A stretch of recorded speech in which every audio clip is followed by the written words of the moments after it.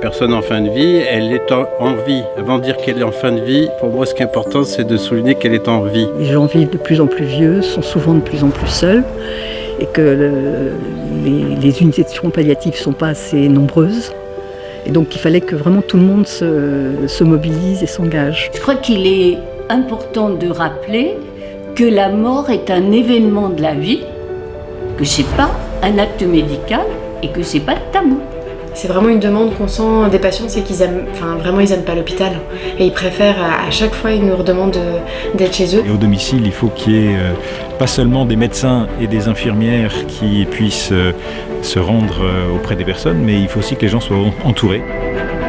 Visitatio, c'est accompagner et soutenir les personnes en fin de vie à domicile.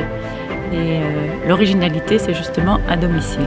Visitatio, c'est de l'accompagnement, c'est de l'entente, de l'écoute, de l'attention, de la tendresse et de la douceur. Les personnes qui sont dans leur maison en milieu écologique, d'interaction habituelle avec leur famille, leur entourage, sont plus apaisées à partir du moment où on arrive, nous professionnels, à apaiser l'entourage. Et puis aussi d'avoir une décision qui est plus collégiale avec le médecin et qui nous permet donc du coup d'adapter un peu, de confronter nos idées au niveau du patient et donc du coup d'apporter une réponse qui soit plus adaptée.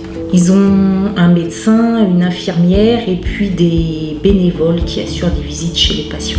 Nous venons gratuitement. C'est important pour nous et pour eux de savoir que nos visites sont vraiment gratuites, spontanées. Ça peut être apporter des repas un peu plus sympas que les repas qui sont apportés par les institutions. Ça peut être aller faire des courses. Une dynamique qui est à la fois un mélange d'ancien et de moderne, c'est-à-dire de recréer une dynamique de village. Dissiper les peurs ou les interrogations que mes frères et sœurs ou moi on pouvait avoir. Le docteur Croix-Marie lui a expliqué ce qui lui arrivait et qu'il fallait qu'on s'organise autour de lui, mais que de toute façon, on l'aiderait à souffrir le moins possible. Si le choix c'est de pouvoir mourir à la maison, l'expérience que nous a offert papa était vraiment,